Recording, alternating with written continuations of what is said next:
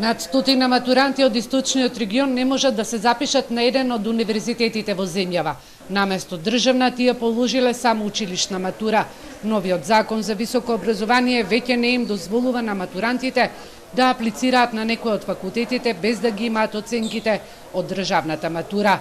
Сметаат дека институциите во овој случај не ги информирале навреме. Уписите во прва година од денеска почнаа на Штипскиот универзитет. Проректорот за настава Кирил Барбареев вели дека постапуваат согласно законот. Значи, некој требал многу посоодветно, многу подинамично, многу пооперативно да ги информира во четврта година 10-15 пати средношколците дека треба да внимаваат, дека треба да запишуваат и да полагаат државна матура, дека без државна матура нема да имаат пристап на факултетите, така да недостатокот е генерално кај сите. Средношколците кои немаат положено државна матура најавуваат дека ќе достават барање до Министерството за образование, за да можат и оваа година да аплицираат со положена училишна матура.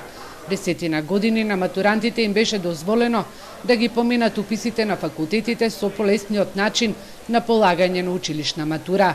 Оние кои што денеска ги доставуваа своите документи, велат дека некои училишта ги информирале, а некои не за новата законска одредба.